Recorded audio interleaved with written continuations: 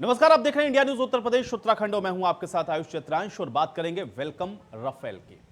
भारतीय वायुसेना का इंतजार खत्म हो चुका है और भारत का शूरवीर, भारत की योद्धा भारतीय सरजमी पर पहुंच चुके हैं।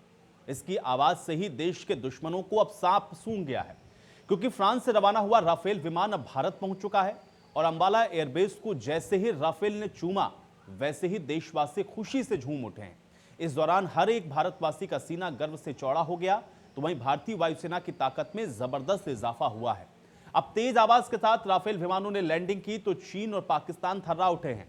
आ गया शूरवीर और देखो कौन कौन आया। शेर आया, शेर आया। राफेल को देख करके चीन अब बेचैन भी हो गया है।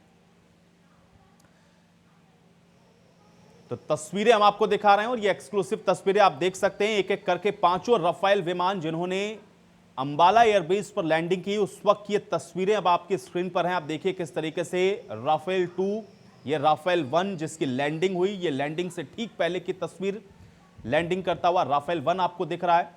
और उसके बाद राफेल 2, राफेल 3 की भी जो तस्वीरें हैं वो भी आपसे कुछ देर पहले आपने देखी, जो आपकी स्क्रीन पर थी। अंबाला एयरबेस पर इन पांचों राफेल की जो सफल लैंडिंग है वो हो चुकी है और इसी के साथ अब भारत की जो वायुसेना है उसकी शक्ति में और ज्यादा इजाफा हो गया है। और खासतौर से हमारे जो दुश्मन, उनके लिए ये सांप सूंघ जाने जैसा है, क्योंकि तमाम एक्सपर्ट या जो तमाम जानकार हैं वो इस बात को बता रहे हैं कि चाहे चीन हो या पाकिस्तान, राफेल का कोई तोड़ इन दोनों ही देश के पास नहीं है। हालांकि F-16 का क्या हाल हुआ ये आपने बालाकोट एयर स्ट्राइक के समय में भी देखा था, जब MiG-21 ने ही मार गिराया था F-16 को। J-20 को लेकर के एक्सपर्ट्स जरूर कुछ राय अपनी रखते हैं, लेकिन फिर भी राफेल से जब उसकी तुलना होती है तो वो उसके आगे कहीं टिकता हुआ नजर नहीं आता। और इस लिहाज से भी राफेल भारत के सामरिक लिहाज से बहुत महत्वपूर्ण है और भारत की वायुसेना की शक्ति को और ज्यादा बढ़ाता हुआ तो गौरवान्वित कर देने वाला क्षण, ऐतिहासिक क्षण। आज का दिन ऐतिहासिक हर एक भारतवासी के लिए है, क्योंकि वायुसेना की शक्ति में आज इजाफा हुआ है और पांचों राफेल अंबाला एयरबेस पर लैंड कर चुके हैं। और चलिए अब आपको 3 तस्वीरें दिखाते हैं जब फ्रांस से चलकर भारत राफेल विमान पहुंचा, उस वक्त ये 3 तस्वीरें आप देखिए। पहले फ्रांस से चला, यूएई इसका पहला स्टॉप होता है जहां पर राफेल रुकता है। और यूएई से उसके बाद जब उड़ान भरता है तो फिर भारत के एयर स्पेस पे आते ही कोलकाता का जो INS है वहां से इससे संपर्क साधा जाता है, वेलकम होता है, स्वागत होता है। और उसके बाद भारत के एयर स्पेस के ही अंदर की एक और तस्वीर जो आप देख सकते हैं, इसमें 5 राफेल विमान और 2 सुखोई जो कि इसको एस्कॉर्ट करते हुए अंबाला एयरबेस तक लेकर के आए और अंबाला एयरबेस पर कैसे लैंडिंग हुई वो तस्वीरें भी हमने आपको दिखाई। और ये वो तस्वीरें हैं जिसको देख करके चीन बेचैन हो रहा है, पाकिस्तान कांप रहा है और पाकिस्तान के हलक में जो जान है वो अटकी हुई है, क्योंकि अब राफेल के आ जाने के बाद अब पाकिस्तान के जो मंसूबे हैं वो किसी भी तरह से कामयाब नहीं होंगे। और ऐसे में जो कमी खलती रही खासतौर से बालाकोट स्ट्राइक के समय में, जिसका जिक्र प्रधानमंत्री से लेकर के सेना के तमाम एक्सपर्ट की तरफ से भी इस बात को बार बार कहा जाता रहा। तमाम मंचों पर आपने सुना होगा कि बालाकोट एयर स्ट्राइक के समय में अगर राफेल भारत के पास होता तो जो परिदृश्य है वो कुछ अलग होता। और आज वो तस्वीर बदल चुकी है, क्योंकि अब राफेल भारत आ चुका है, अंबाला एयरबेस पर वो लैंडिंग कर चुका है।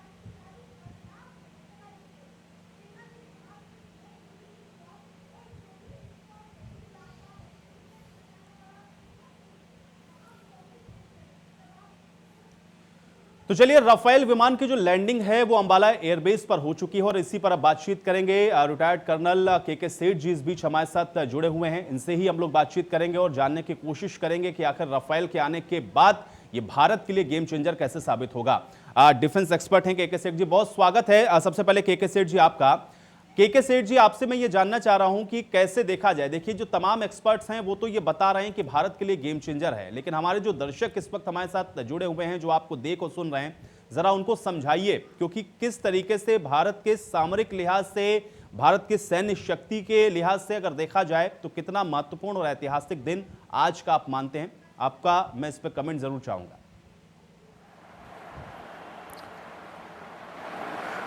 देखिए, इस प्रकार है कि आपके लिए दुश्मन आपसे बातों से या आपके साधन से नहीं डरता है। दुश्मन ये देखता है कि आपकी ताकत कितनी है और आपकी ताकत देखने के बाद ही दूसरे के ऊपर असर होता है।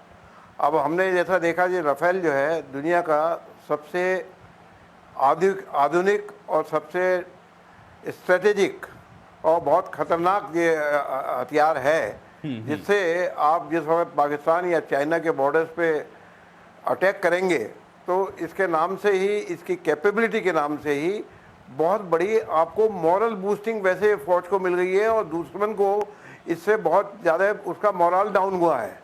ये कैपेबिलिटी इंडिया के लिए बहुत बड़ी चीज़ है और बहुत बड़ा ऐतिहासिक क्षण है, और हम भारतवासियों को, खासतौर से हमारी फौज को, इससे बहुत बड़ा मनोबल बढ़ा है, आत्मशक्ति बढ़ी है। और दुश्मन का इसके ऊपर जब अटैक का तो उसका इफेक्ट वो देखेंगे ही, लेकिन साइकोलॉजिकल इफेक्ट भी इसका बहुत काफ़ी है उनका मोरल डाउन करने के लिए। मेरे ख्याल से इससे बड़ा ऐतिहासिक क्षण हिंदुस्तान की रक्षा में कभी मिलेगा आपको, इतना बड़ा पहले प्रीवियस आपको कभी नहीं मिला था। जब F-16 वगैरह आए थे तब कैपेबिलिटी बढ़ी थी, उसकी आपने कैपेबिलिटी बालाकोट स्ट्राइक में देखी। अब यहाँ पर आप राफेल जब इस्तेमाल होने का क्षण आएगा तब आपको इसका एक्चुअल महत्व पता चलेगा, दुश्मन समझ रहा है इस चीज़ को। बिल्कुल कर्नल सेठ जी, देखिए बहुत सारी जो टेक्निकलिटीज हैं तमाम एक्सपर्ट्स बता चुके हैं, लेकिन मोटे तौर पे जो कि हमारे जो दर्शक हैं वो भी जरा समझते चलें, क्योंकि जो टेक्निकलिटीज हैं वो तो अपनी जगह पर है। लेकिन आप मुझे जरा ये बताएं, क्योंकि आप ये कह रहे हैं कि एक साइकोलॉजिकल जो इम्पैक्ट है वो इसका पड़ रहा है, और खासतौर से जब भी हम लोग दक्षिण एशिया की बात करते हैं, एक तरफ चीन एक तरफ पाकिस्तान, दोनों के साथ जो इस समय हालात हैं वो सब लोग देख रहे हैं। इस सिचुएशन में और अंबाला एयरबेस पे इन 5 राफेल का पहुंचना, इसको स्ट्रेटेजिकली किस तरीके से देखा जाए और इसके क्या इंपैक्ट पड़ेंगे, क्या ये मैसेज दे रहा है? ये स्ट्रेटेजिकली इंडिया के लिए बहुत इम्पोर्टेंट है, और इससे आपकी एक्चुअल कैपेबिलिटी, स्ट्राइक कैपेबिलिटी बहुत ज़्यादा बढ़ जाती है, और इससे आपको दुश्मन के ऊपर बहुत बड़ा इफेक्ट है। जब आप इस पर लड़ाई में इसको ले जाएंगे तो ये तहस नहस कर देगा, और दुश्मन के पास इस वक्त इसका मैचिंग हथियार नहीं है। तो ये नौबत लड़ाई की आएगी ही नहीं जब उनको पता है ये हथियार आपके पास है, और आप इसका स्ट्राइक करके उनको बहुत नुकसान कर सकते हैं। आप अपने मैन पावर को बचा सकते हैं, आप अपने बाकी रिसोर्सेज को बचा सकते हैं। राफेल से आपका दुश्मन के लिए बहुत खतरनाक चीज़ है, और बहुत इफेक्ट है इसके लिए। कर्नल के सेठ जी, एक चीज़ मुझे और बताइए, क्योंकि जब हम लोग तुलना करते हैं तो हालांकि पाकिस्तान के साथ तो डिफेंस को लेकर के कोई तुलना हो ही नहीं सकती हिंदुस्तान की, हम लोग फार उनसे अहेड हैं इन सारी चीज़ों में। चीन के साथ कुछ कुछ ऐसी चीज़ें हैं जिसको लेकर के हम लोग तुलनात्मक जब विश्लेषण करते हैं तो ऐसा लगता था कि कहीं कहीं पर कुछ चीज़ें ऐसी हैं जिस पर हम लोग को काम करने की ज़रूरत है। खासतौर से J-20 का उनका जिक्र होता है, लेकिन राफेल तो उससे भी एक श्रेणी और आगे है। क्या ये माना जाए कि अब कहीं ना कहीं पाकिस्तान तो छोड़िए, चाइना के लिए एक स्पष्ट मैसेज है, और उस फ्रंट पर जहां पर हम लोग को ज़्यादा आजकल जो समस्या है वो देखने को मिल रही है, उस लिहाज से भी इसको हम बहुत ज़्यादा महत्वपूर्ण मान सकते हैं? आपने बिल्कुल ठीक कहा। चाइना के साथ जहाँ तक पाकिस्तान का तो अभी कोई तुलना है नहीं, पाकिस्तान की अपनी कोई स्ट्रेंथ नहीं है, लेकिन जहाँ तक चाइना का सवाल है, चाइना में दो बातें आती हैं लड़ाई में। एक आपका लैंड फोर्सेस, आपके जो लैंड फोर्सेज हैं वो कितनी ट्रेंड है, कितनी कैपेबिलिटी है, कितना हौसला है, तो उस हिसाब से इंडिया चाइना से काफ़ी आगे है। हमारे जवान काफ़ी अच्छे फिजिकली फिट हैं, वेरी वेल ट्रेंड हैं, और सबसे बड़ी बात है उनका मोरल हमेशा ऊपर रहता है। जब भी चाइना से हमारी हाथों हाथ लड़ाई हुई है तो चाइना को बहुत ज़्यादा खतरा इस बात का मिला है कि उनके पास नंबर है, लेकिन उनके पास वो हौसला और वो ट्रेनिंग और वो मोरल उनके ऊपर नहीं है। वहाँ कम्युनिस्ट कंट्री होने की वजह से वो अपनी फोर्सेस को नंबर में भेजते हैं। इवन उनके हर एक फोर्स में हथियार भी उनके पास नहीं होता। जो पहले वाली पंक्ति गिर जाती है तो पीछे वाली पंक्ति बिना हथियार के आती है और उनके हथियार लेके आगे बढ़ती चली जाती है। तो जबकि हमारे साथ इसका उल्टा है। हमारे जवान बहुत ट्रेंड है, बहुत अच्छा मोरल है, और जब भी चाहे पहले आज से 10 साल पहले सिक्किम में नाथुला पे हुआ था या इधर हुआ गलवान में, आपने देखा है हमारे जवान विपरीत परिस्थितियों में भी उन पे भारी ही पड़े हैं। उन्होंने अगर हमारे एक सीओ को धोखे से मारा है तो हम लोगों ने उसी वक्त, जबकि वो तैयार थे, हमने भी उनके सीओ को, उनके आदमियों को पकड़ के अच्छी तरह मारा है। तो जहाँ तक आदमियों का 1-to-1 ट्रेनिंग का सवाल है, फाइटिंग का सवाल है, इंडिया उनसे बहुत आगे है।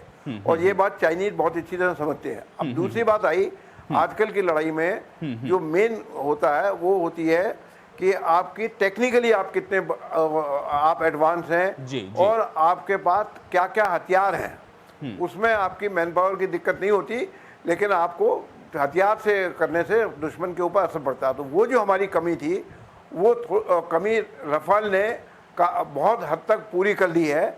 और अब चाइना के पास हमारी मैचिंग, बिकॉज चाइना की वर्ल्ड में सेकंड या थर्ड नंबर की एयरफोर्स है, लेकिन हमारी अब राफेल के आने के बाद हमारी स्ट्रेंथ भी बहुत अच्छी हो जाएगी, हमारी ताकत बहुत बढ़ जाएगी और हमारे एयरफोर्स के पूरे जवानों को मॉरली बहुत सपोर्ट हो गई, उनमें बहुत कॉन्फिडेंस आएगा और हम उन पर काफ़ी अच्छा श्रृंगार कर सकते हैं जब एक्चुअल समय आने पे। लेकिन मुझे जब इस कैपेबिलिटी के बढ़ने के बाद चाइना खुद इस चीज को समझ रहा है, तो वो नौबत ना भी आए। लेकिन केके सेठ तो जी, एक चीज में और थोड़ा सा इसमें और ऐड करूंगा, आप अपनी बातों को और थोड़ा आगे बढ़ाइएगा। लेकिन केके सेठ जी देखिए, बहुत सारे एक्सपर्ट से मैं बात कर रहा हूं, एक कर्नल पूर्व बैठे हुए थे चर्चा में, उन्होंने ये बात कही और बहुत बढ़िया बात उन्होंने कही। उन्होंने कहा कि देखिए, जो वॉर होता है, जो लड़ाई होती है, वो जो सैनिक हैं उनके मनोबल से लड़ी जाती है, क्योंकि ये जो विमान हैं या ये जो टेक्निकल चीजें हैं, इनको भी कोई ना कोई जो शख्स है वो उड़ा रहा होता है या चला रहा होता है या उसको ड्रिवन करता है। ऐसे में राफेल का भी आ जाना, देखिए भारत की सैन्य शक्ति के ऊपर तो कोई डाउट इफ बट कोई लगा नहीं सकता है। जिस तरीके से भारत के जो जवान हैं वो लड़ते हैं या उनकी जो स्ट्रेटेजी है उसका कोई सानी नहीं, लेकिन उसमें अगर राफेल भी आपका साथ देने लग जाए तो क्या हम ये मान सकते हैं कि कम से कम अब ये जो पूरा दक्षिण एशिया वाला जो पूरा रीजन है, इसके अंदर अब हमारी सेना का कोई मुकाबला किसी देश के साथ नहीं? ये बात आप बिल्कुल सही कह रहे हैं। एक हिंदी की बहुत पुरानी कहावत है, बिना भय होए ना प्रीत। अब हमें दुश्मन से भी अगर लड़ना है, दुश्मन को जब तक हमसे डर नहीं रहेगा, उसको डर रहेगा दो ही चीज़ों से, हमारी सेना से और हमारी टेक्निकल कैपेबिलिटी से, हमारे हथियारों से। तो जो हमारा, मैंने जैसे पहले कहा, दूसरा भी सेना हमारी बहुत अच्छी है, मनोबल बहुत अच्छा है, लेकिन दूसरा टेक्निकल कैपेबिलिटी राफेल के आने से हमारी इतनी ज़्यादा बढ़ गई है। इसकी वजह से आपकी बात सही है, man behind the machine matters. जो मशीन आप इस्तेमाल करेंगे वो कितनी अच्छी हो, लेकिन अगर पीछे आदमी का मोराल और चलाने वाले की ट्रेनिंग अच्छी नहीं है तो वो मशीन बेकार हो जाती है। तो इसके आने से हमारे पायलट बहुत अच्छे ट्रेंड हो गए हैं और बड़ा मनोबल से, हाई मोराल से ये लड़ेंगे और साथ में राफेल उसकी कैपेबिलिटी को अपना दिखाएगा। तो इन दोनों चीज़ों को मिलाने के बाद चाइना पे बहुत बड़ा साइकोलॉजिकल और स्ट्रेटेजिक दबाव पड़ेगा और चाइना की टोन जो है आपसे बात करने में, एक्शन में अब बहुत ज़्यादा फर्क पड़ जाएगी। आप खुद देखेंगे इस चीज़ को। तो इसके आने से हमारे कैपेबिलिटी बहुत बढ़ती है, मोराल बहुत बढ़ता है और काफ़ी अच्छा हमें इंडिया का ताकत बढ़ती है।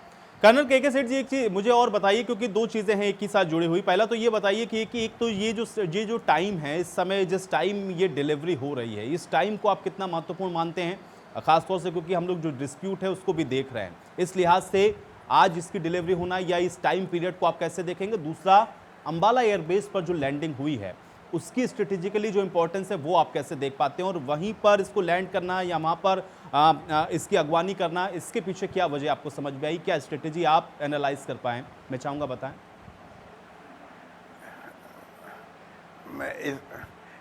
एक तो आपने जैसे कहा, पहली चीज़ तो टाइमिंग इसका बहुत एप्ट टाइमिंग है, बहुत सही टाइमिंग है। इसी वक्त हमको अपना मोराल बूस्ट करने के लिए, दुश्मन को थोड़ा डर पैदा करने के लिए ये बहुत ज़रूरी था और ये बहुत ठीक टाइम है। मेरे ख्याल से इससे अच्छा और आइडियल टाइम हमको नहीं मिल पाता। दूसरी चीज़, अंबाला जो है, अगर आप देखा जाए तो पूरे देश में बहुत पुराने ब्रिटिश टाइम से अंबाला सबसे पुरानी छावनी है और इसको बहुत सिक्योर छावनी है और एयरफोर्स के हिसाब से ये बहुत वेल डेवलप्ड है। दैट इज, ये तो इसकी स्ट्रेटेजी हो गई, वहाँ का इंफ्रास्ट्रक्चर बहुत अच्छा है, इसकी सेफ्टी हो गई। दूसरा, इट इज़ वेल प्रोटेक्टेड, चारों तरफ से well protected anti aircraft gun वगैरह से, तो इसके ऊपर अटैक भी इतना आसान नहीं है, पहली बात। दूसरी चीज़, ये पाकिस्तान से तो बिल्कुल ही आप समझिए बिल्कुल नेक्स्ट डोर नेबर है। पाकिस्तान को तो सेकंडों में ये बर्बाद कर देगा। चाइना बॉर्डर दूर है, पहाड़ों पे है ज़्यादा, तो वहाँ टाइम थोड़ा गैप लग सकता है, लेकिन राफेल की जो कैपेबिलिटी है वो उसको लुक आफ्टर करने के हिसाब से ही करके राफेल को लिया गया है। तो अंबाला का से अच्छा एयरबेस इंडिया में कहीं पर भी नहीं है, और ये सबसे पुराना well protected, well manage, well technically advance airbase है, इसलिए अंबाला में ये रखे गए। कर्नल के सेठ जी, एक चीज और बताइए, क्योंकि अभी चर्चा में आप भी कह रहे थे, क्योंकि भारत की जो सेना है और खासतौर से जब हम लोग चीन की सेना के साथ इसका कंपैरिजन कर रहे थे, तो आप कह रहे थे कि जो स्ट्रेटेजी है लड़ने की, वो दरअसल हम उनसे बहुत आगे हैं, उनसे बहुत अहेड हैं, क्योंकि हमारी जो ट्रेनिंग है वो इतनी सख्त होती है। तो हाई एल्टीट्यूड पर हम लोग जिस तरीके से लड़ते हैं उसका तो कोई सानी पूरे विश्व के अंदर नहीं है।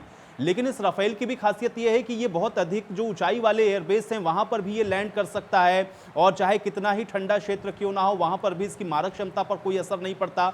तो क्या खासतौर से वो इलाका जहां पर इस समय हम लोग थोड़ा डिस्प्यूट देख पा रहे हैं, क्या वहां पर आपको लगता है कि अब बैकफुट पर चाइना होगा और वहां पर भी इसका बहुत स्ट्रेटेजिकली हमको फायदा होगा, डिप्लोमेटिक लेवल पर भी हम लोग इसको कहीं ना कहीं गेन करने की कोशिश करेंगे? और इस लिहाज से भी हम देख सकते हैं कि एक बहुत महत्वपूर्ण और गौरवशाली क्षण है जो आज भारत के लिए 5 राफेल विमान का भारत पहुंच जाना। बिल्कुल आपने ठीक बोला। मैंने खुद अपनी सर्विस में 5-6 साल जो है लद्दाख के एरिया में, फॉरवर्ड एरिया तक, जहाँ तक ये एरिया है, सब जगह सर्विस की हुई है, और मैंने वो पूरा एरिया देखा है। वहाँ पे क्लाइमेट और टेरेन दोनों हमारे लिए बहुत ज़्यादा हॉस्टाइल हैं, वही दुश्मन के लिए भी हैं। तो एक तो हमारे जवान जो हैं माउंटेन वारफेयर में और हाई एल्टीट्यूड वारफेयर, ख़ासतौर से 13,000 की फीट पे, वहाँ आदमी की क्षमता बहुत कम हो जाती है, और उसके बाद आपके हथियारों की क्षमता कम हो जाती है, उनकी परफॉर्मेंस कम हो जाती है। लेकिन हमने वो ट्रेनिंग करके, एक्सरसाइज करके, प्रैक्टिस करके, मोराल बढ़ा के वो चीज़ हमने फिजिकली बिल्कुल काफ़ी हद तक 80-90% तक ठीक कर लिया। अब हमारे जवान एक्लेमेटाइज हैं, इक्विपमेंट हमारे पास आ गया।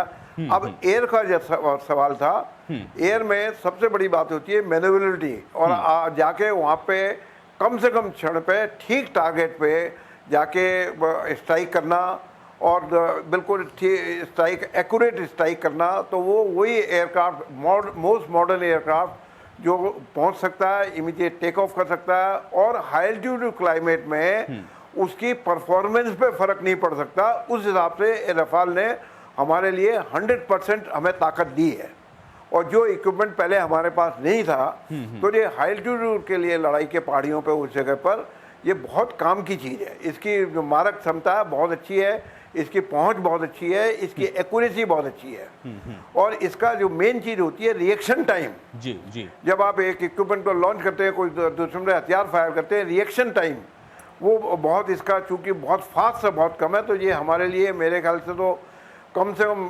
2000% जो है बहुत ज़्यादा हमारी क्षमता बढ़ी है इसके आने से। और जब हमारी ताकत बढ़ी है तो हमारा मोराल बढ़ा है, हमारी एक्यूरेसी बढ़ेगी, और इससे दुश्मन पे इन चीज़ों का बहुत फ़र्क पड़ता है। फौज में सरप्राइज एलिमेंट बहुत काम करता है, और इसमें चूंकि काम करने का बहुत कम टाइम, बहुत जल्दी रिएक्शन होता है, बहुत एक्यूरेसी होती है, तो हम इससे सरप्राइज भी बहुत अच्छा एलिमेंट हम गेन कर सकते हैं। बिल्कुल। कर्नल के सेठ जी, एक चीज़ मुझे और बताइए, क्योंकि कई चर्चाओं में ये बात भी, और बड़े एक्सपर्ट्स के साथ भी जब मैं बातचीत कर रहा हूँ, जो चर्चा हो रही है लगातार, चूंकि अब राफेल को लेकर के बालाकोट स्ट्राइक का बार बार जिक्र होता है, चूंकि आप तो सेना के अंदर रहे और आपको तो पता है स्ट्रेटेजी और वॉरफेयर के बीच में किस तरीके से आप लोग स्ट्रेटेजीज को बनाते हैं, उसको इंप्लीमेंट कैसे करते हैं। लेकिन बार बार ये बात उठी और ये बात कहा गया कि अगर उस समय हमारे पास इस तरीके का कोई विमान होता, राफेल जैसी अगर हमारे पास कोई आधुनिक श्रेणी का विमान होता, तो जो तस्वीर है वो बदल सकती थी। क्या वो कमी अब नहीं खलने वाली भविष्य के अंदर कम से कम? और अब पाकिस्तान के लिए तो कम से कम हम ये कह सकते हैं कि बिल्कुल काल है। आपने ये बिल्कुल ठीक बोला। उस वक्त F-16 होने के बावजूद, थोड़ी कमी होने के बावजूद हमने अच्छा रिजल्ट दिया, और पाकिस्तान उसको डरा। जबकि हमारी टेक्निकल F-16 इतना ज़्यादा एडवांस, मतलब आज के तारीख में जब लिया था तब तो ये बहुत एडवांस था, लेकिन अब चूंकि कैपेबिलिटी बढ़ चुकी है, फिर भी हमने F-16 से भी पाकिस्तान को मुंह तोड़ जवाब दिया, और उनको, हमारे पायलट को, विंग कमांडर साहब को वापस करना पड़ा। वो ऐसे नहीं वापस किया है, जब उन्होंने देख लिया कि हमारी ताकत बढ़ रही है और हम इसका बदला पूरा ले रहे हैं, और वो उनको देख लिया, तब उन्होंने वापस किया। तो वो F-16 की वजह से किया। अब चूंकि हमारी कैपेबिलिटी इससे बहुत अच्छी हो गई है, तो आप अंदाज़ा लगाइए मैं इसके राफेल के आने के बाद पाकिस्तान की अंदर से क्या हालत हो रही होगी, और उसका असर आप इनके ऊपर और चाइना के आप थोड़े दिन में इनकी बातचीत पे और इनके बिहेवियर के ऊपर आप खुद देखेंगे कि इसका कितना फर्क पड़ा है। इसमें कोई निसंदेह बात है बिल्कुल कि इसमें कोई संदेह नहीं है कि हमारी राफेल के आने से हमारी क्षमता, हमारा कॉन्फिडेंस, हमारी कैपेबिलिटी कई गुना बढ़ गई है।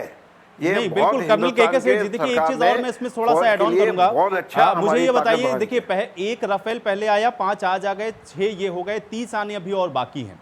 जब ये पूरे 36 के 36 भारत के पास होंगे और अलग अलग स्क्वाड्रन के अंदर जब इनकी तैनाती हो जाएगी, तो उस वक्त का जो परिदृश्य है वो आप कैसे देख पाते हैं? अभी तो 5 से ही ये हालत हो रही है, 30 और अभी आने बाकी हैं।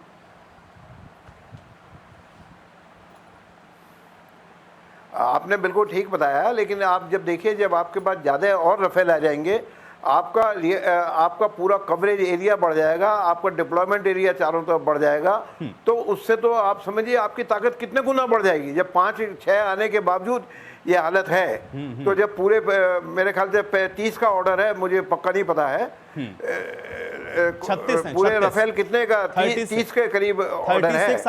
36 आने जिसमें एक पहले आ चुका था, 5 आ जाए हैं, अब 30 बाकी हैं। करेक्ट। हाँ, तो वही मैं आपसे कह रहा, 30 और आने हैं, तो उससे आप अंदाजा लगाइए कितना बड़ा फर्क पड़ जाएगा।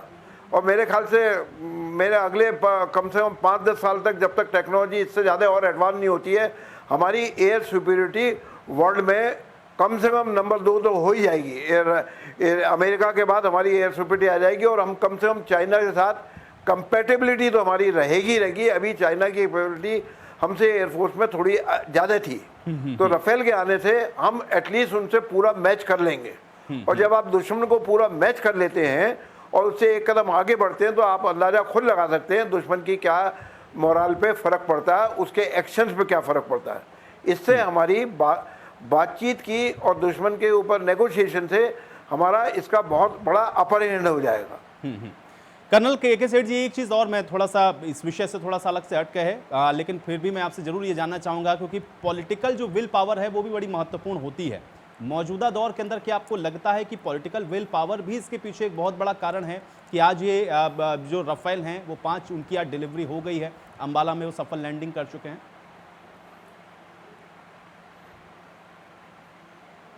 ये बात बिल्कुल सही है। हमारी पॉलिटिकल विल पावर इस वक्त मोदी जी के साथ, इससे पहले या तो इंदिरा गांधी के सामने थी, लाल बहादुर शास्त्री इतने ज़्यादा जीवन उनका रहा नहीं, अगर वो होते तो हम देखते।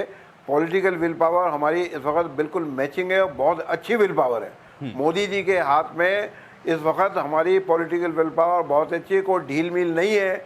जो हम कहते हैं हम उसको मीन करते हैं, एंड वी एक्ट पर है। और ये चीज़ दुश्मन को जो पता लग जाती है कि इनकी बातों में कोई लूजनेस नहीं है, इनकी बातों में कोई मार्जिन नहीं है, तो उसका भी बहुत पॉलिटिकल विल पावर हमारी थी। तभी आपने देखा राफेल आया, मोदी जी ने मेहनत करके किसी तरह करके, इतने क्रिटिसिज्म के बाद भी मोदी जी अपने पॉइंट पे अड़े रहे और राफेल को हमने ठीक टाइम पे ले लिया। और आगे भी बहुत मॉडर्न इक्विपमेंट ये गवर्नमेंट अख्तियार कर रही है, ये देश के लिए बहुत अच्छी बात है। बिल्कुल। एक आखिरी सवाल के सेठ जी, एक पूर्व सैनिक होने के नाते आज आप कैसा महसूस कर रहे हैं?